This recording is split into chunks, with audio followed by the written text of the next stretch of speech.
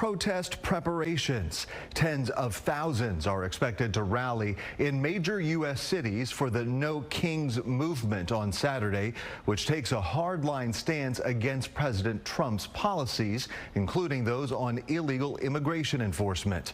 Numerous locations here in North Texas will be hosting demonstrations. Fox 4's Stephen Dial spoke with Latino rights organizations today. Stephen is live now in Dallas. Hey, Stephen.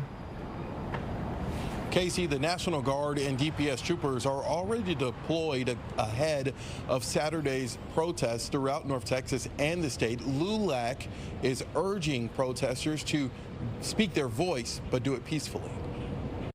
Now we must use our voices for good rather than for violence. 8 anti-Trump protests are happening around North Texas Saturday afternoon under the banner of peaceful demonstrations. Governor Abbott is warning against property damage and destruction, and he's following President Trump's lead in California by deploying 5,000 National Guard troops and 2,000 DPS officers around the state. LULAC, the nation's largest Latino civil rights organization, has concerns about the governor's plan. Now you have the governor putting out 7,000 troops when there's no issues, okay?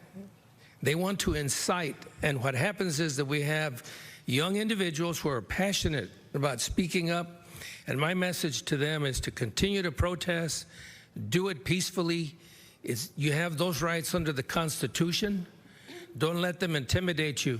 Juan Hernandez Jr. is with the National Latino Law Enforcement Organization in Dallas. His association had a private meeting with the Dallas police chief Thursday night. We have officers that are Latinos.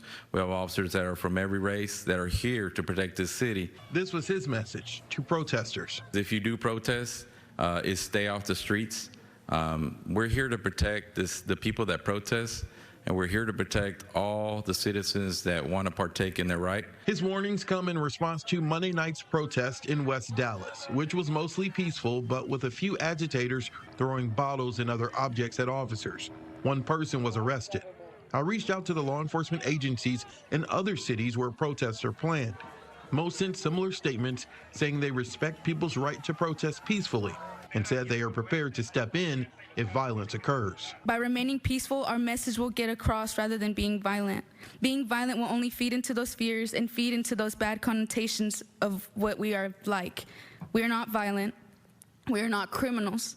We are not people who deal with injustice by throwing punches rather than speaking words.